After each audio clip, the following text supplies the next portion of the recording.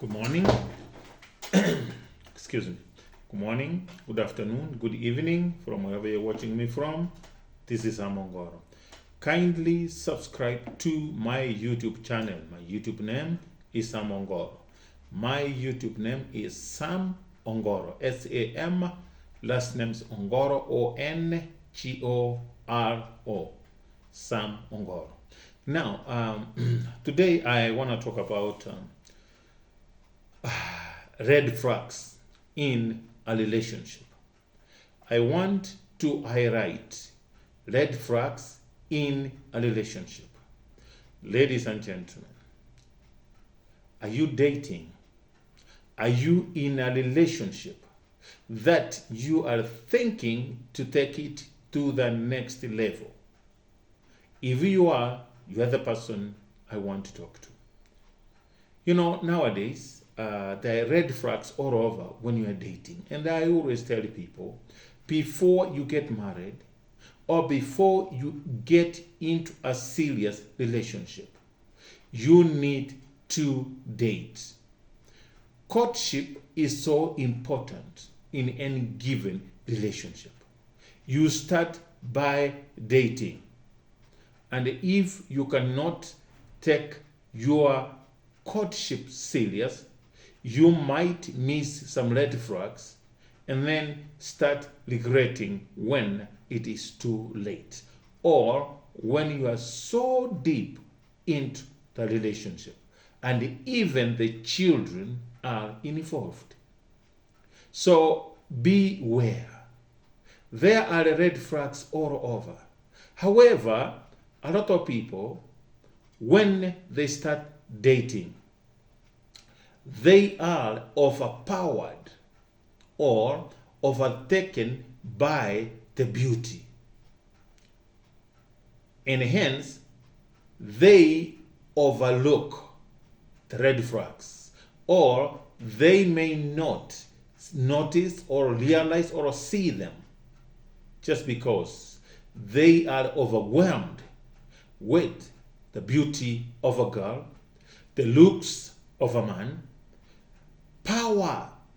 You know, people focus so much on beauty, power, looks, six-pack, power, money, titles, and status quo.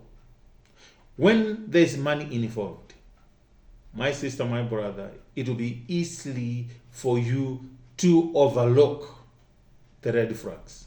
When power is involved, you may easily overlook the red flags in any relationship. Red flags are all over. If only you pay attention to your relationship. If you pay attention to details of your relationship, you will be able to catch the red flags. I will also talk about yellow lights or yellow flags. Yellow flags, they are similarly the same with the red flags, but slightly different. And I will explain. These red flags are all over. If you pay attention to details in your relationship. But when money is involved, power, status, beauty, looks, you will be swallowed by beauty, money, power, titles, looks, and forget to see the red flags. The red flags, let me tell you, my brother, my sister, the red flags in a relationship is very important. Knowing how to identify. I am teaching you how to identify red flags in a relationship. Identifying and knowing them, it is extremely important. Before you can address red flags, you need first to understand what they are and what they look like. You cannot condemn something that you don't know how it looks like and what it is. So for you to condemn and identify red flags, first you need to know what they are and how they look like, and why they are dangerous in any given relationship. Unfortunately, like I said earlier, some people start to accept red flags as part of the package. Some people start accepting red flags as part of the relationship package, rather than a warning sign, or rather than warning signs.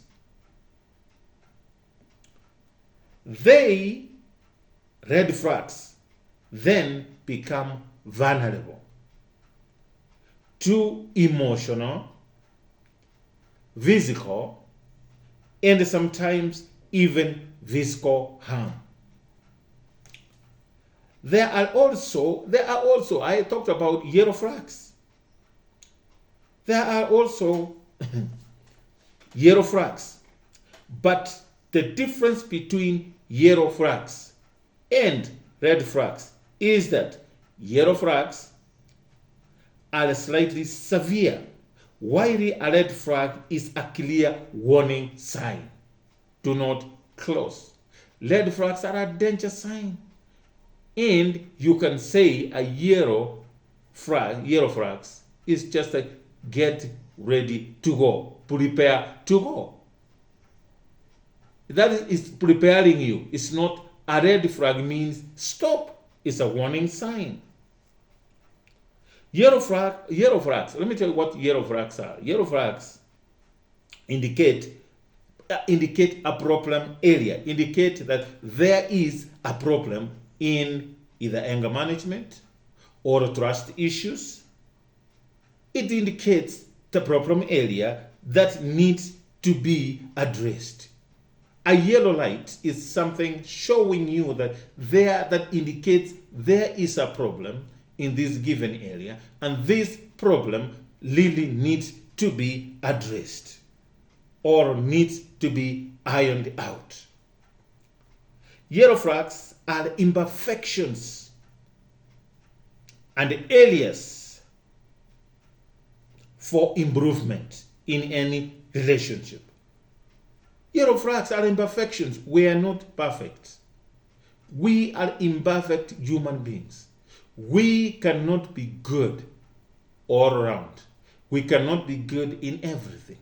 So what yellow lights are, or yellow flags, what that are imperfections and areas for improvement in any relationship. We all have weaknesses. We have areas that we need to improve in our relationship or to make our relationship work best. There's some areas we need to improve. There's some areas that we're weak and we need to improve and work on it. However, no relationship that should cause more harm than good to any of the partners. Now, let me just iron out a few. I will not tell you all the red flags, but I'll iron out a few. Then ujichasie zingine. I'll just mention a few. Then wewe ujichasie zingine zile ambazo nimeacha nje. Now, when you're in a relationship, we need to be serious. And that's why nowadays a lot of relationships are just limping. A lot of relationships are not working. Do you know why? We are not taking dating seriously. We're not taking courtship. We're not giving courtship the importance that it deserves. We are overtaken. You think, when we're dating, a beautiful girl, a handsome man, you just meet, have coffee, talk, go to clubs, drink, and go home. And you forget the red flags that comes with that relationship. And a lot of people, say, oh, you know what? Even if they notice them, they say, oh, that's not even important. This person will change. And if I engage her or if we get married, this person will change. And I can tell you for free, my brother, my sister, no matter how much the snake sheds its skin, it will always be a snake. It doesn't matter. There is a lot of pretense when people are dating. But if you pay attention to details, you will be able to catch these red flags at initial stages. So be very, very careful. My brother, don't leave any stone unturned when you are dating. Don't rush, don't hurry, because marriage is permanent. Marriage is permanent. And that is your partner that will determine how far you go or how short you go. That is the person that you live with. That is the person who will define what you become, or the person that will define your future. That is somebody that you will grow together. That is somebody that you will adventure together. That is somebody that you will do things and everything together. So be very careful. Now, what are these red flags? Red flags, one, lack of trust. What is lack of trust? Lack of trust. When you cannot trust your partner. If you cannot trust your partner, that is a red flag. Don't think if you marry them, they will change. Why aren't you trusting them? And yet you're dating. So you think by turning them to be a wife or a husband, they will change? My sister, my brother, you will get a shock of the year. Let me give you one example here quickly. There's this guy, he met a girl, a very beautiful girl, at the church function. There was a church function. So this guy saw a very beautiful, energetic, young, she has everything that a man can dream of in a woman. So this guy, approached the girl. They talked. They exchanged contacts. They exchanged phone numbers. Now, later, after like 2-3 days, the guy realized that the girl is married with a baby. So that is not a problem. So the guy talked to the girl and told, hey, you are married. So this time that I'm calling you at night, where could your husband be? The girl told the guy, my husband is in Denmark to further his studies. He was sent there by the company for 1 year. Then he will be back to the country. So the guy said, then if you are married, I am looking for someone very serious to something that can lead to a marriage. So the girl said, you know what? That should not be a problem. This guy, my husband, I'm done. He treats me like trash. He does not help me. He doesn't do anything. Actually, I am sick and tired of this relationship with my husband. When I gave you my number, I know exactly. I knew what I was doing. So I'm actually about to leave this marriage. So the guy said, okay, so are you sure? He says, yes, I am dead serious. So this guy, whether you came to my life or not, ningemwacha tu. So mwanaume akasema, okay, kama ungemwacha, then we can work something out. Now they started dating with this married woman. Now, they were using condoms. They were using CDs as a family planning. Now, one time, this girl, they were in a restaurant eating. So, the girl was sweating. akamwambia hebu nitolee handkerchief iko kwa hiyo handbag yangu. The handbag was next to the guy. Akamwambia hebu nitolee hiyo handkerchief nijipanguzie nayo. Akatoa handkerchief. Then the guy akaona kakitu kako kwa kabasa hii watu wananunulia madawa. Ai, mwanaume kuishika akapata akona family planning pills. That puzzled the guy. The guy could not hold it. Akamuuliza, darling, we are in a relationship. We're using CDs. What are these birth control pills for? And it looks like umekunywa a few, like you've taken like 7 of them. And yet, we are not using them. The girl looked at the guy, akamwambia, you know what? And the guy asked her, why are you on a birth control bill and why your husband is not around? That was a red flag that should have been paid attention to details. The woman looked at the guy, na akamdanganya, akamwambia, you know, I had a lot of acne on my face. So, nilienda kwa dermatologist, akaniambia, nitumie hizi dawa, they can regulate my hormones.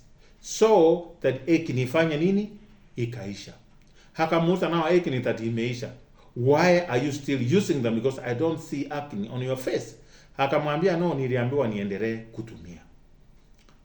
Hiyo ikaslide. The guy akaona maybe could be true or not, but time will tell. They continued using CDs.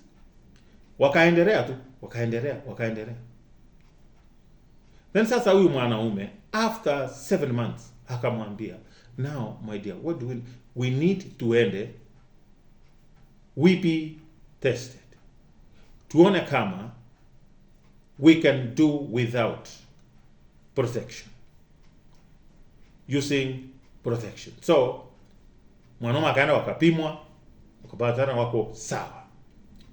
So akamwambia, now zile birth control bills nilikuwa ninatumia ndizo nataka uendelee kuninunulia ili niendelee nazo. Because saa hii hatutaki mimba. Nataka bwana wangu akikuja tuachane. On that process, the husband came and realized this girl is cheating. So hakamwacha. Aliwacha huyu mwanamke. So now the relationship is even now stronger because the guy is out of the equation. The guy is not in the picture anymore. So what this girl did, huyu mwanaume akaendelea kununua hiyo madawa. Akafika mahali akamwambia, you know, I think the guy akaona ni mwerevu, wacha nione what we can do. Akamwambia, what I think we need to do sasa ni kuacha his birth control bills because I don't know the long-term impact that it will bring onto your health.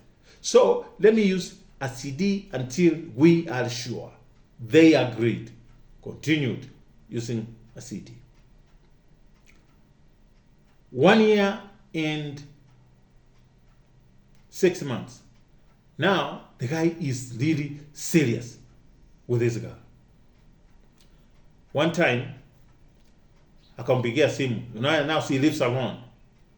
Akamuuliza, where are you? I want us to meet and have lunch. It was around 11. The guy's name is Gerald, but that is not his real name. I'm giving him that. So Gerald called his fiancée.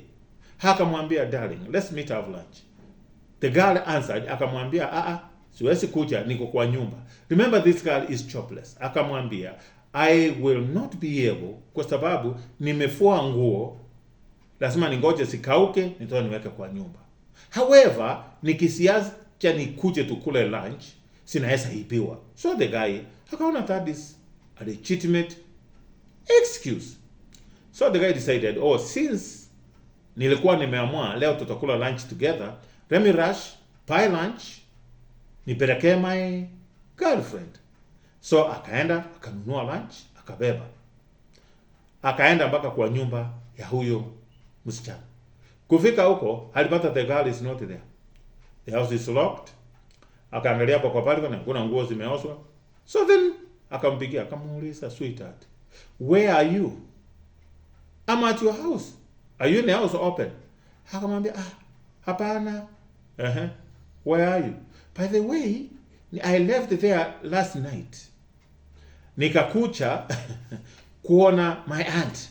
So mimi nililala kwa aunti yangu. So hata siko hapo. Akamuuliza, why did you lie to me? Tadi uko kwa nyumba. The guy akalet that slide. Ika slide na akatoka. Akarudi na chakula yake, akaenda, otherwise he got supper. So even that is not even a red flag to this man. Because he has seen a beautiful girl, he's seen a very nice person. So what this guy did, akarudi. Tena akamwambia, now I think nitakutafutia house girl hakusaidie na mtoto in case nataka ukuche urale kwangu, at least umwachie I take care of the baby. The guy looked, akatafuta house girl, akasema I will pay. Akapata house girl, akamweka kwa hiyo nyumba alinde huyu msichana. Now the problem is this guy, even when he calls the girlfriend, asipochukua simu anapigia house girl. The girl instructed the house girl not to answer Cherody's phones. What does that tell you? That's a red flag. This woman ataki huyu house girl achome pet. That's why she's not taking your calls.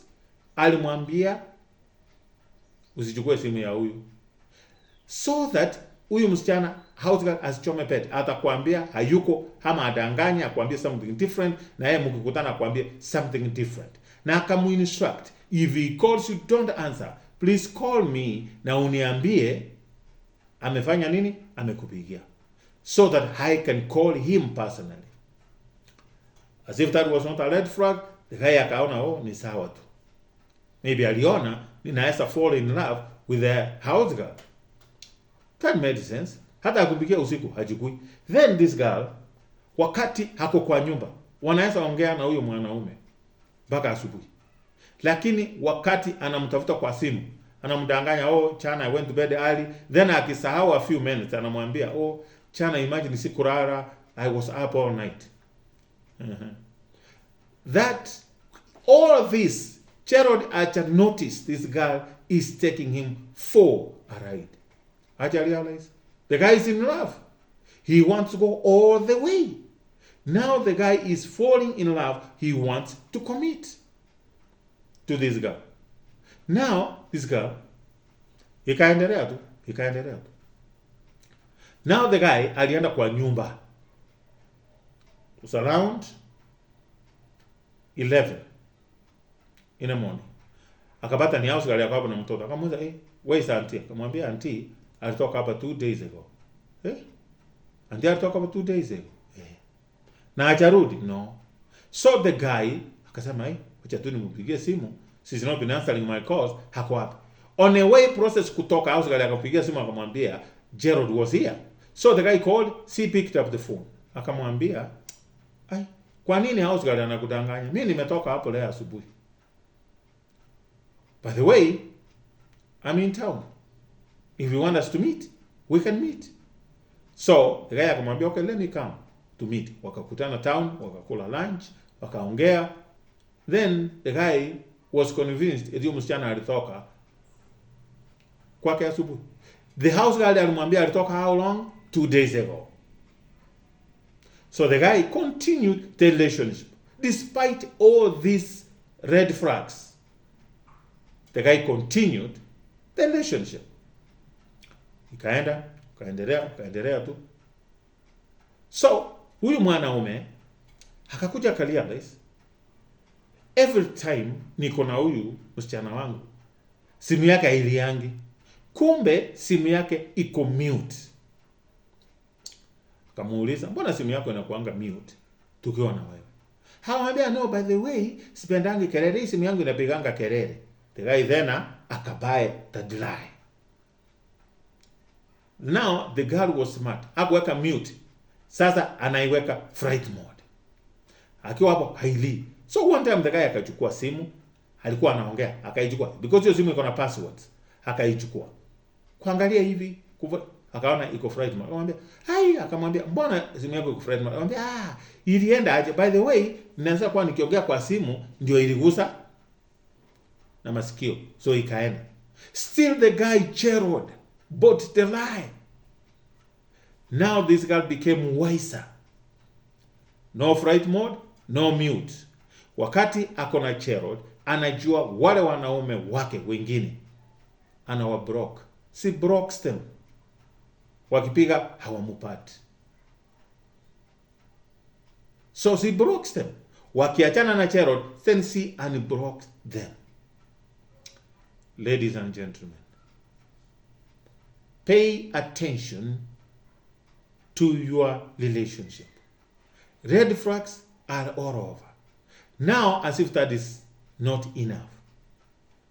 Huyu mwanaume wameendelea in addition. But there are some crowds hanging. This guy wants to commit 2 years down the road. Now this guy, they're using CD, no birth control pills. Remember ile dawa ya kwanza alikuwa anatumia alimupata nayo na akamdanganya. Now the guy found, alikuja, he wanted to surprise the girlfriend.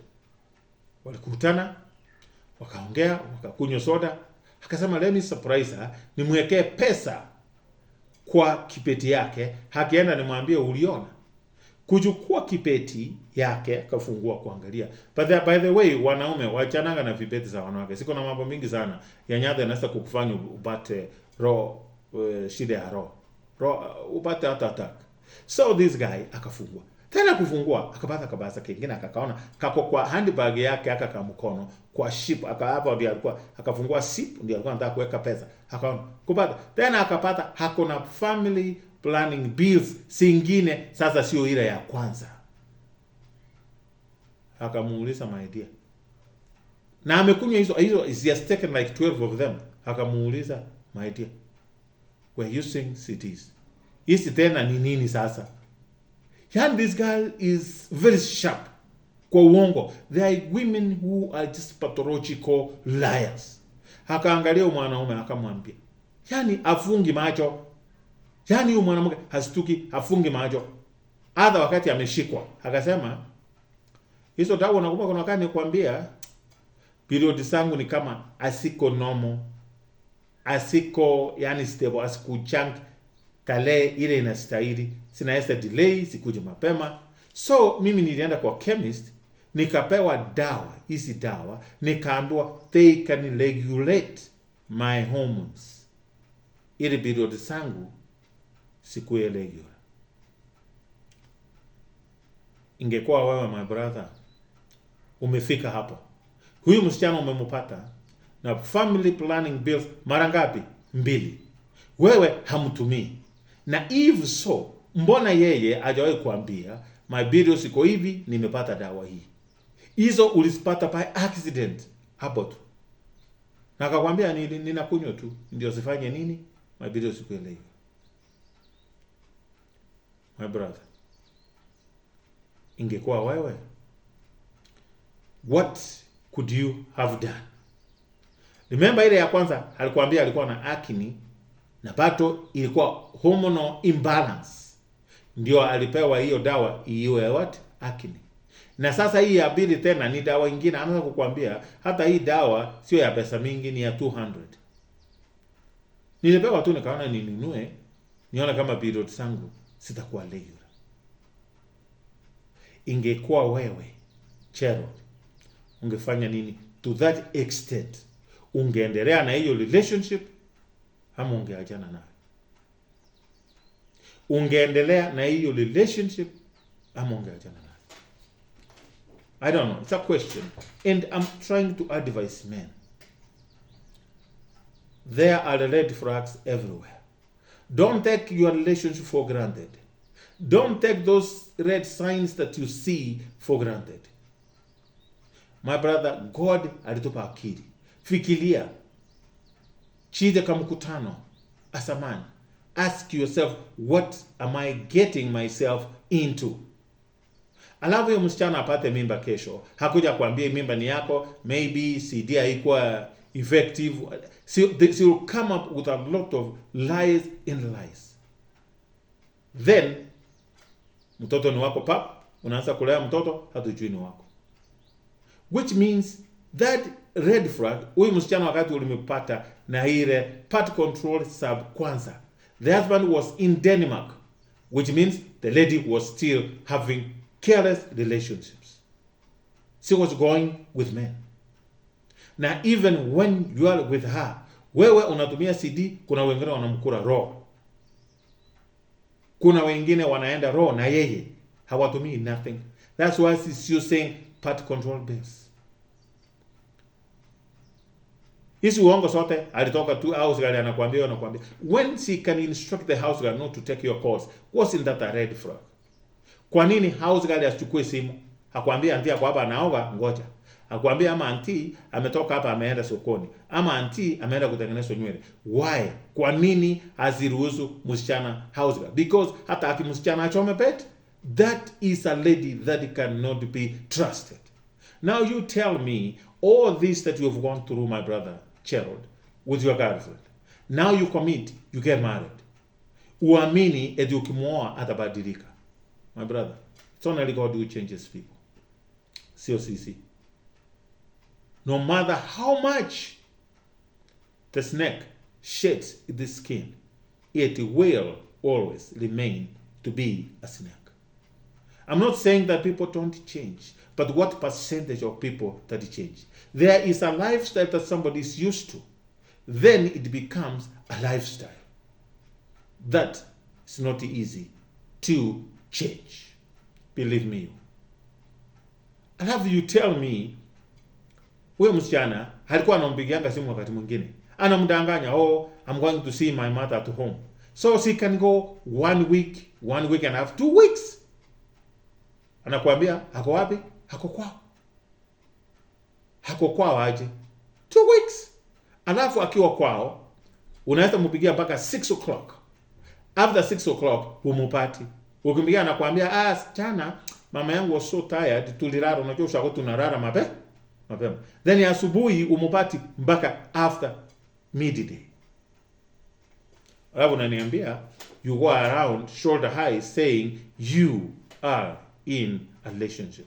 You have a girlfriend. My brothers,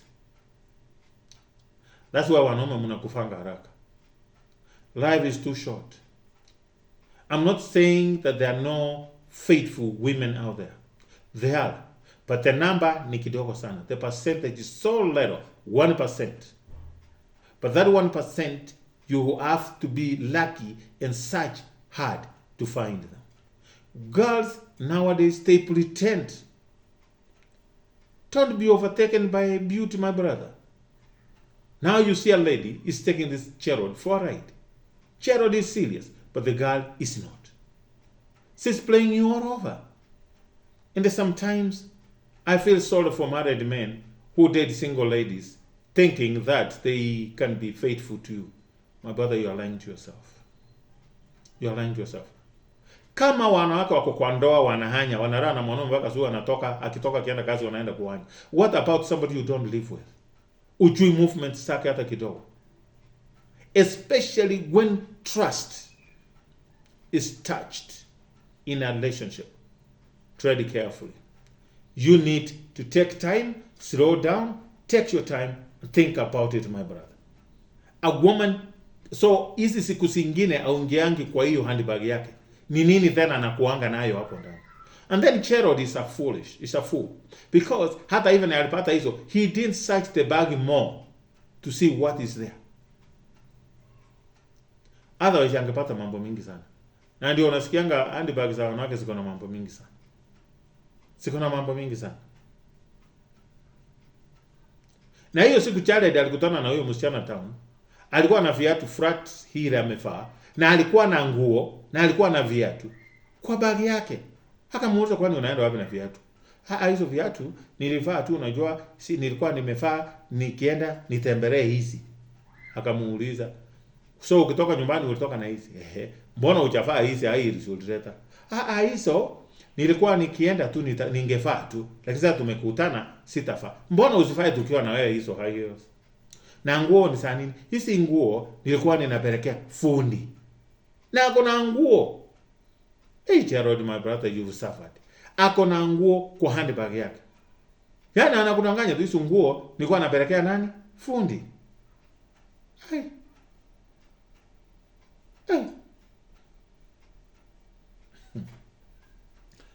And another time alimopata akiwa na pantliner. Kamuuliza, kwani uko na period? Hapana. Mbona umevaa pantliner na unatembea na pantliner? Sometimes ninakuanga na discharge. Sometimes, so not regular. Hakamuuliza, how do you know when and how unabeba hizi?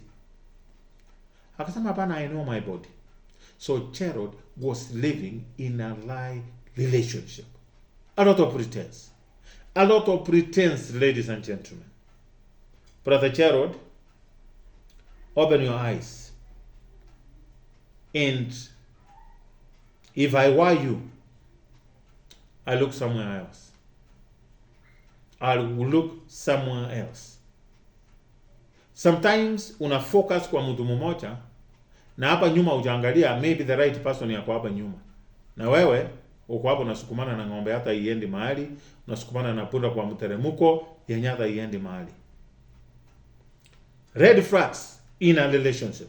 Brother Gerald, I ask you, God, to give you knowledge and wisdom to decide on what to do or what is the way forward for you and your girlfriend. Time waits for no man. My brother, the earlier the better. Now, that is lack of trust.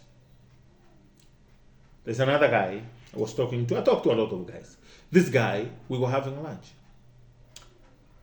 He let the girlfriend go to attend a birthday party at her sister's house. The sister lives in Naivasha, so she went there. She traveled there. She left the guy home with a baby. You know what the girl did? Alitoka hapo, akaenda mpaka kwa sister yake. She had arranged with the sister. This nonsense you hear, I'm going to Siriba from in my auntie's place, my sister's place, and it's all a lot of nonsense. You need to verify. So this girl left here Nairobi, akaenda mpaka Naivasha, akaachia sister yake. The sister knew what was happening. Akamwachia simu yake. So they swapped phones. The sister yake yule ako Naivasha alibaki na simu ya huyu msichana. Na huyu msichana akaenda na ya dada yake. So that when this guy calls, let me tell you how people are smart. So this guy, when he calls the wife, the sister will take the call and say, my sister amerara, ama anafua nguo, ama ametoka kidogo ameenda kuona ako busy. So wewe unaamini kama alitoka na yule akaenda kwa dada yake, ukweli ako pale. Then the sister will use this phone, call simu yake, amwambie your husband, your boyfriend has called. So ule anachukua namba ya sister yake, anapigia the boyfriend or the husband, anamwambia how are you? You are looking for me. Pole, simu yangu imeisha moto ama iko kwa chacha. So wewe unaamini kwamba your wife or your girlfriend ako kwa dada yake na ayuko na ako somewhere. Hako somewhere in a bush with some kind of guy. And you are here believing, unalea mtoto thinking your girlfriend, your wife ako wapi? Ako kwa dada yake. This life na no fair. This life na no fair at all. Now, number 2. Let me leave it at that. Number 2, red flag, substance abuse. There are women and men who abuse substances. Yaani watu ambayo wanakula all bad things, sote wanakula. Pombe, wanalala kwa club. Ikifika hizi vitu zingine wanafuta sote. Shisha ndio wako namba 1. All things. Let me tell you, if amuchaohana now somebody is so much deep into substance abuse, what will come out of it 5-10 years from now when they become addicts? The earlier, the better. That is a red flag. Mutalea watoto aje na mtu kama huyo. Na siku hizi, it's not men who abuse substances, both men and women. They abuse substance. Number 3, a person with anger management issues. There are people who are bitter, angry in life. There are people who are so arrogant. People are so rude. Somebody that you cannot even have a conversation with. If somebody has an anger issue, it's easier to address it earlier before too late. Number 4, constant jealousy. Somebody mwenye hata uko kwa simu anataka kujua unaongea nini. Hey, what is that? Hey, what? You are a slave to a relationship, my brother, my sister. Somebody that you cannot otherwise pumua. Ukipumua, unapumua aje? Ukitaka kutumia mtu ambaye who are you texting? Hey, what are you doing? Ukiangalia simu, kwani unaangalia nini anachukua? Inasema constant jealousy. You need to be wary. You need to be aware of that red flag. Number 5, negatively affecting your relationship with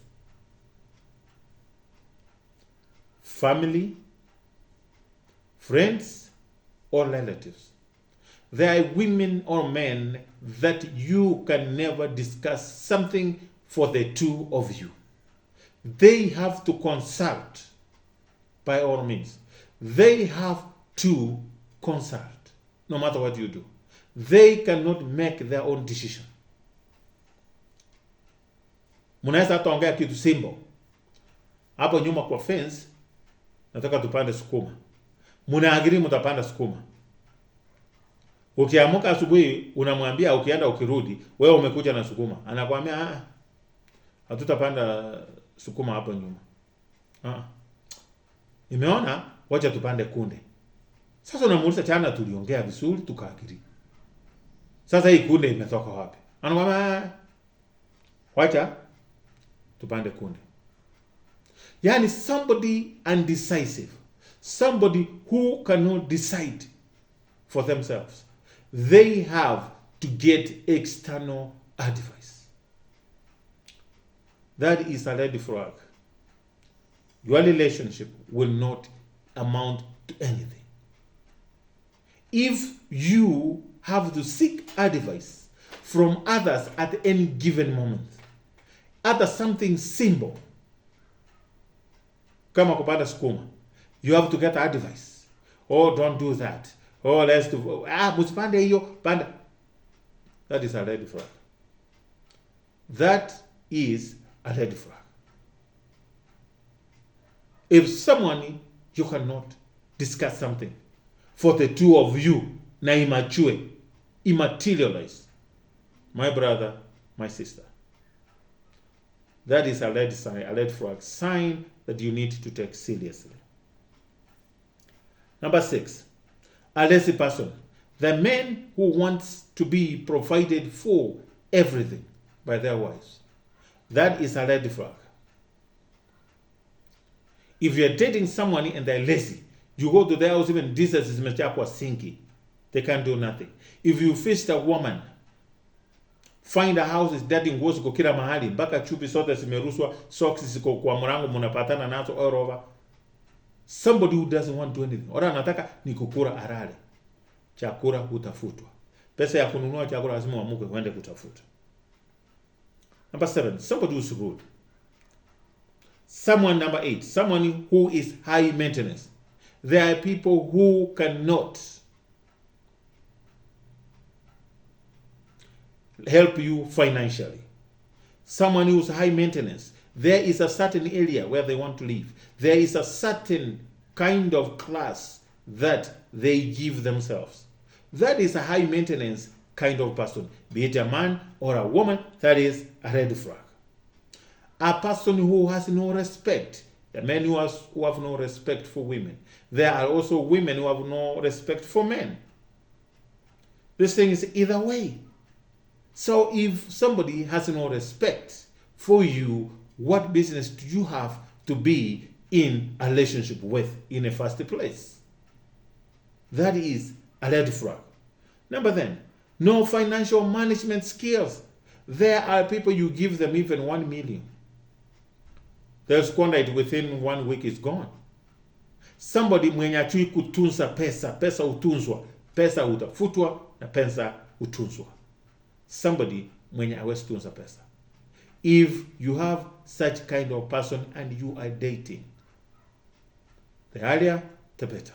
These are red flags. There are yellow flags that I told you earlier. They are imperfections. Yellow flags indicate areas where you need to improve in your relationship. We all have weaknesses. We all have shortcomings. Areas where we need to improve. After all, being in a relationship is work in its own. We need to work in our relationship on a daily basis, where we try to improve and make things better. There is no one who is perfect. Ladies and gentlemen, if you are in a relationship, if you are dating, pay attention to details to your relationship. Red flags are there. I met a guy recently who told me when he was growing up, he swore not to marry a university girl. Guess what? How the hell the devil came in and he married a university graduate. He even himself doesn't understand. He even himself doesn't know. Guess what? That relationship ended with 3 children. They are separated. If this guy could have stuck to his instinct not to marry a university graduate, maybe he could be having a relationship. He could be having a marriage. But because ile red flag aliona na akasema this one atachange akifika kwa ndoa. It's a lie, my brother. What I'm trying to do is to advise people. Every relationship has red flags. It may not be these ones that I have highlighted. Maybe yours is different, but pay attention. That's why nowadays marriages, they're limping. And then if you talk to married people out here, you'll be shocked. Then you'll ask yourself a question. Are there marriages that are working nowadays? But I can confirm and assure you that there are marriages that are working, even though the percentage is low. There are marriages that are working. So if you are dating before you get so deep into a relationship, look at these red flags. And my brother, I'll let you be the judge, because you are the one in that relationship. And actually, what may be a killer in my side may be a joy maker in your life. So we are different and unique. And every situation we examine it differently. So you know your relationship, you're the one who's in it, see what works for you. If you note the red flags are more than the good, if I were you, I'd cancel that relationship. Ladies and gentlemen, thank you so much for subscribing to my YouTube channel. My YouTube name, it is Sam Ongoro. Thank you for those who have subscribed. And those who are about to, may God bless you. Thank you so very much. See you in my next video, and bye-bye.